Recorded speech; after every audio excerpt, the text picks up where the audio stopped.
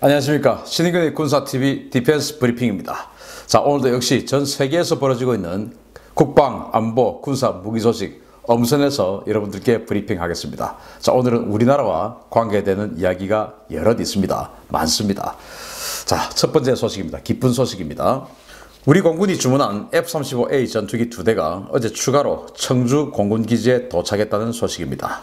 우리 공군이 40대를 주문한 F-35A 전투기 가운데 12번째와 13번째 기체가 어제 괌 앤더슨 공군기지를 이륙해서 청주 공군기지에 도착했습니다. ZST-91이라는 편대명을 사용한 2대의 F-35A는 미 공군 KC-135R 공중급유교의 지원을 받으며 하와이와 괌을 경유해 어제 오후 청주 공군기지에 안착한 사실이 항적 정보를 통해 확인됐으나 공군은 F-35A 전투기의 추가 도착 사실에 대해서는 별도로 브리핑하지 않았습니다.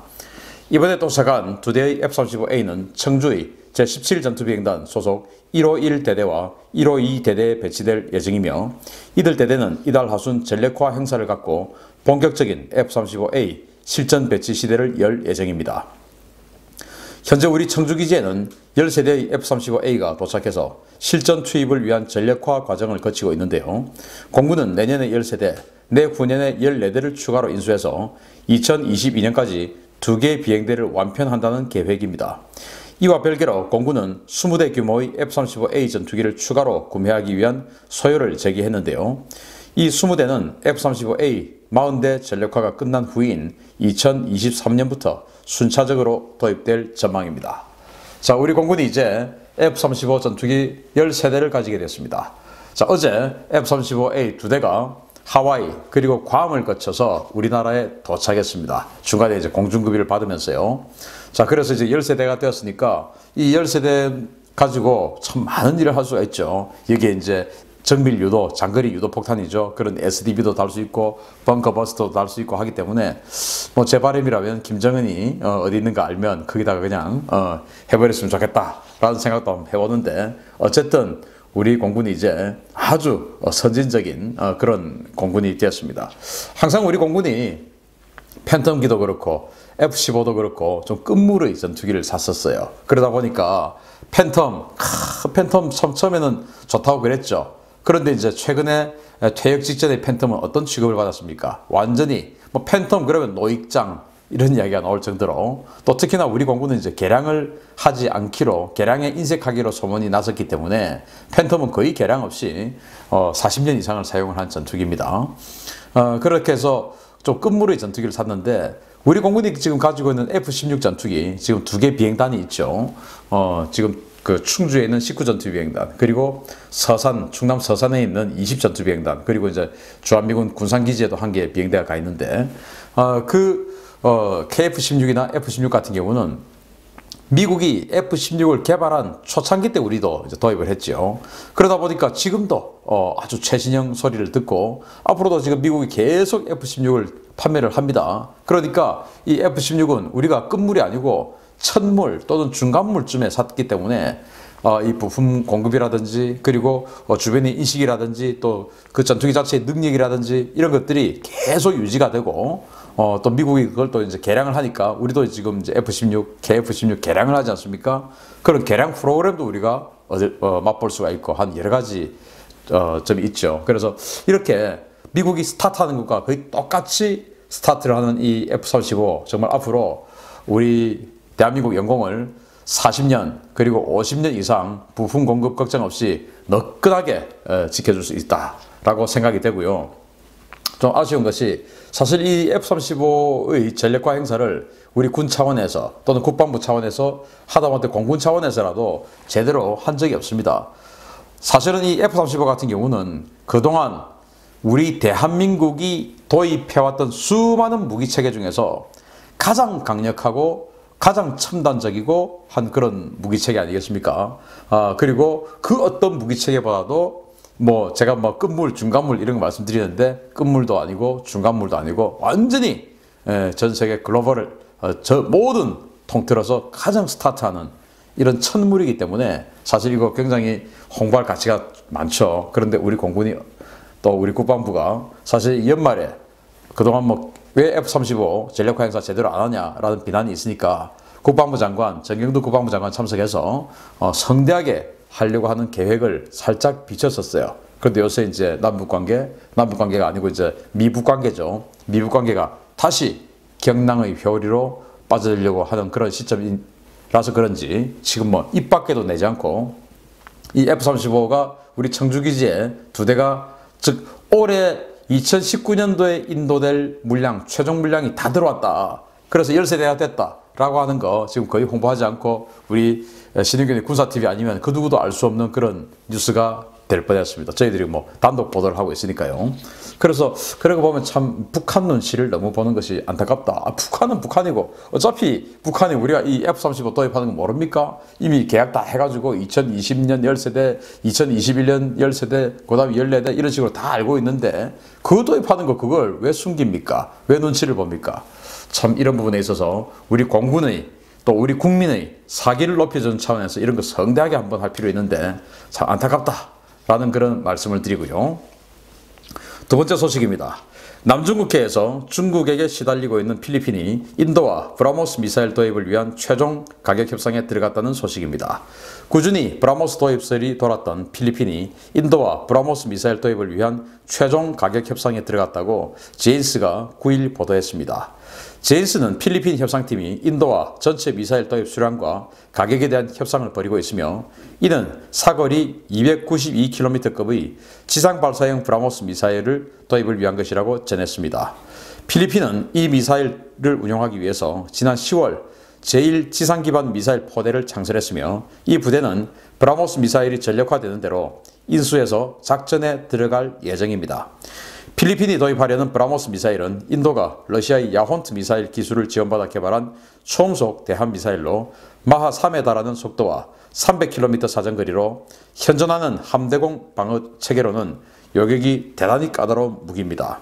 현재 필리핀을 필두로 베트남과 인도네시아, 말레이시아 등이 이 미사일 도입을 추진 중이거나 협상을 진행 중이어서 최근 남중국해로 들어간 중국 항공모함의 생존성이 크게 위협받을 것으로 보입니다. 자, 이 미사일 한번 보십시오. 인도가 만든 초음속 대함 미사일입니다. 군함을 공격하는 미사일이죠. 대함 미사일. 이게 이제 러시아의 야혼트라고 하는 미사일인데 마하 3이에요. 그 이제 기술을 받아서 러시아하고 공동 개발을 했습니다. 그래서 이제 인도가 이것을 지금 판매를 하고 있는데, 원래는 러시아 기술이 들어갔으니까 러시아의 어떤 라이센스 또는 뭐 여러 가지 이해를 득하지 않으면 해외에 판매를 할 수가 없죠. 그런데 이제 그 계약이 2017년부로 종료가 됐다고 합니다. 그래서 이제 인도가 지금 마음 놓고 파는 것이죠. 그래서 남중국해 연안에 있는 베트남, 필리핀, 인도네시아, 말레이시아 이 네 나라들이 공히 지금 중국과 남중국해에서 해양 영토 분쟁을 하고 있는 나라들입니다. 자, 그런데 이 나라들이 공군력으로 해군력으로는 사실은 중국에게 상대가 안 되죠. 그런데 이렇게 비대칭 무기인 대함 미사일을 다량으로 가지고 있다. 특히나 지금 중국 해군이 보유하고 있는 그런 요격 미사일들, 중국 해군 군함에 장착되어 있는 요격 미사일로 이거 요격하기가 거의 현재로서는 힘들다, 못 막는다 라고 할 수 있는 수준의 미사일이기 때문에 이거 사정거리 300km니까 베트남에서 300km, 필리핀에서 300km, 인도네시아, 말레이시아에서 300km 이러면은 중국 해군이 다닐 수 있는 길은 이 미사일로부터 안전할 수 있는 길은 그 남중국해 중간 일부 지역 조금밖에 안 되는 것이죠. 그래서 필리핀 쪽으로, 베트남 쪽으로, 말레이시아, 인도네시아 쪽으로, 동서쪽으로, 남쪽으로 내려가기 힘든 상황이 되는 겁니다. 이거 겁나죠, 이거. 긴장 상황에서 그걸 한번 붙어볼까 하는 상황에서 들어가기 굉장히 겁나죠. 왜? 이거 뭐 한 두어 발 맞아버리면 항공모함이라 하더라도 그냥 침몰할 수 있으니까 이거 굉장히 무서운 겁니다. 특히나 베트남 같은 경우는 완전히 중국의 남해함대의 입구인, 남해함대의 본거지인 그 산샤가 바로 베트남 앞에 있죠. 그러다 보니까 그 나오는데 바로 때려버릴 수도 있고, 또 베트남에는 킬러급 잠수함이 있어요. 그게 이제 역시 초음속 대함 미사일인 클럽이라고 하는 잠대함 미사일도 장착을 하고, 또 칼리브르 잠대지 순항 미사일도 그 킬러급 미사일에 최근에 장착을 했다라고 합니다. 그러니까 지금 베트남 해군 때문에 그 킬러급 잠수함 6척 때문에 또 이 남해함대 큰일 났죠. 그런데 항상 만만하게만 보였던 필리핀, 말레이시아, 인도네시아 이런 나라들이 이 브라모스를 공이 다 도입을 하게 되면 이거 정말 중국에게는 재앙입니다. 재앙. 특히나 그 중에서 말레이시아는 지금 수호이 30 전투기를 가지고 있는데 여기에다가 공대함 버전도 장착을 하려고 지금 노력을 하고 있어요. 또 인도가 러시아하고 그 수호이 30을 생산했던 전력이 있으니까 인도가 거기다 또 인테그레이션 달아주겠다 이겁니다. 그러니까 이제 지금 중국, 야, 말레이시아가 그 수호이 30에다가 공대함 버전의 이 브라모스를 장착을 한다. 이거 진짜 그건 이제 더 무서운 일이 되는 것이죠. 그래서 한번 지켜보는 것도 재미있을 것 같습니다. 자, 그러니까 이 남중국해 말고 대만보다 북쪽인 동중국해 그리고 우리 서해 이 지역은 미국으로부터 파생된 스텔스 공대함 또는 스텔스 대한미사일이 쫙 도배가 되고 이 남중국해는 인도로부터 도입한 초음속 대한미사일이 이런 식으로 완전히 양사방을 에워싸게 되면 야, 중국 해군 어디로 갈까요? 참 걱정되겠습니다. 자, 마지막 소식입니다. 인도네시아가 F-16 전투기 도입 계획을 재차 확인했습니다. 우리나라와 KF-X 전투기 공동 개발을 진행하면서 예산 부족을 이유로 수년째 개발 분담금 지불을 거부하고 있는 인도네시아가 F-16V 전투기 2개 대대분 도입 계획을 재차 확인했다고 제인스가 9일 보도했습니다. 인도네시아의 F-16V 전투기 도입설은 꾸준히 제기되어 왔는데요. 이번에는 구체적인 도입 시기와 수량까지 공개됐습니다. 국영 안타라 통신이 유유 수티스나 공군 참모총장을 인터뷰한 내용에 따르면 인도네시아 공군은 차기 전략계획 2020에서 2024에 따라서 미국으로부터 F-16V 블락 72 기종 2개 대대분을 도입할 것이며 도입 수량은 32대입니다. 이 32대의 F-16V는 구형 BAE 호크 공격기를 대체할 예정인데 이렇게 되면 인도네시아의 F-16 전투기 보유 수량은 62대 수준까지 늘어나게 됩니다. 수티스나 총장은 F-16V 전투기 도입안이 2020년 1월 1일에 처리될 것이며 오는 2024년까지 도입 물량 전량을 인수하는 것을 목표로 사업을 추진하고 있다고 밝혔는데요. 인도네시아는 이와 별개로 러시아제 수호이 35 전투기 도입 사업도 진행 중이어서 과연 F-16 전투기 도입이 제대로 진행될 수 있을지 의문이 제기되고 있습니다.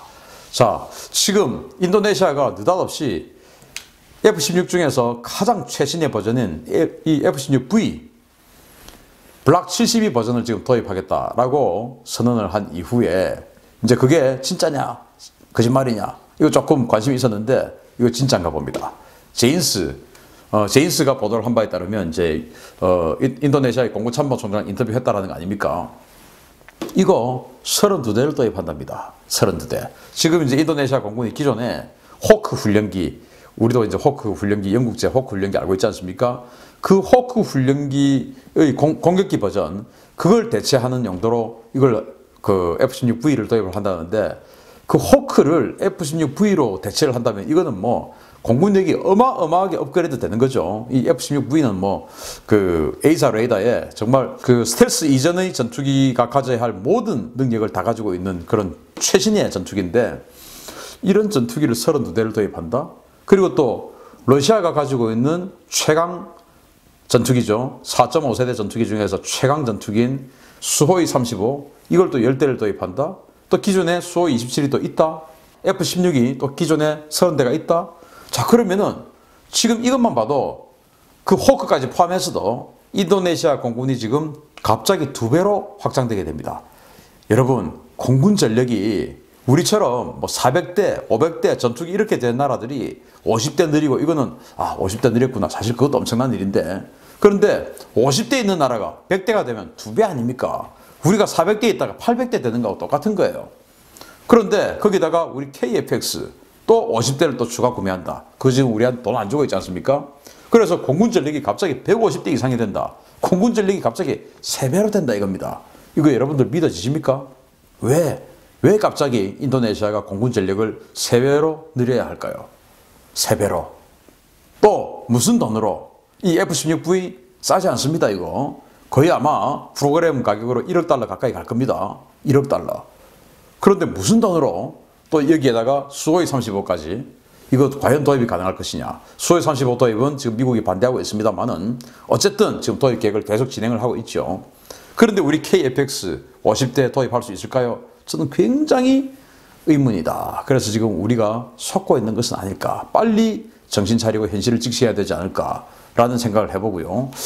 참 애매합니다. 잘 됐으면 좋겠지만 항상 애매합니다. 저는요, 국산 무기 대단히 좋아하고 자랑스럽습니다. 그런데 우리 국산 무기가 국산 무기이기 때문에 좋아해서는 안 된다. 그 국산 무기로 인해서 대한민국의 국방력이 튼튼해지고 그 국방력이 최소한 다른 것보다 못하지는 않고 그걸로 인해서 가격 경쟁력 그리고 여러 가지 후속 군수 지원 이런 것들로 인해서 우리 국방력이 증대되는 효과가 있을 때 우리 국산 무기가 자랑스럽죠. 그런데 그 국산 무기를 만들어주기 위해서 우리 군사력을 갉아먹는 행위를 한다면 저는 그 국산 무기라는 미명하에 대한민국 군사력, 국방력을 갉아먹는 무기체계 그건 단호히 반대해야 된다고 생각합니다.